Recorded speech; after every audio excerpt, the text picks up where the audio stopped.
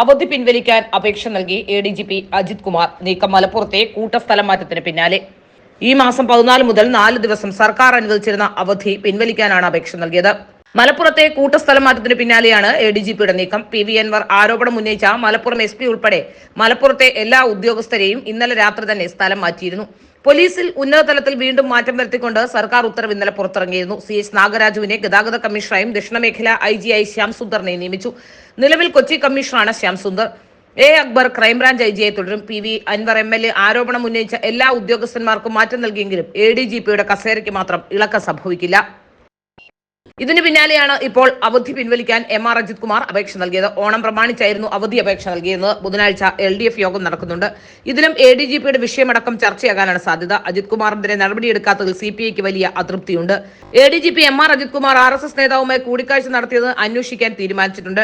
DGP Sheikh Darvesh Sahib നേരിട്ടാണ് അന്വേഷിക്കുക. കൂടിക്കാഴ്ചയിൽ സർവീസ് ചട്ട ലംഘനമോ അധികാര ദുർവിനിയോഗമോ ഉണ്ടോ എന്നായിരിക്കും അന്വേഷിക്കുക. വീഴ്ച കണ്ടെത്തിയാൽ നടപടിയെടുക്കാനും ആലോചനയുണ്ട്.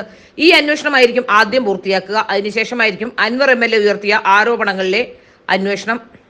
ADGP MR അജിത് കുമാറിനെ തൽസ്ഥാനത്ത് നിന്നും നീക്കാൻ പിണറായി വിജയന് കഴിയില്ല. പിണറായി വിജയനുമായി ബന്ധപ്പെട്ട നിരവധി രഹസ്യങ്ങൾ അറിയുന്ന ADGPയെ തൊട്ടാൽ പണി പാളുമെന്ന് പിണറായി വിജയന് നന്നായി അറിയാം. അതുകൊണ്ട് തന്നെ തൽക്കാലം ലോ ആൻഡ് ഓർഡറിൽ നിന്ന് മാറ്റി നിർത്താനുള്ള ശ്രമം CPI ഉൾപ്പെടെയുള്ള ഘടകകക്ഷികൾ വലിയ രീതിയിൽ പ്രതിരോധമുയർത്തിയാൽ അത്തരത്തിലൊരു ശ്രമത്തിന് മാത്രമാകും പിണറായി വിജയൻ ശ്രമിക്കുക എന്നാണ് മനസ്സിലാക്കാൻ സാധിക്കുന്നത്.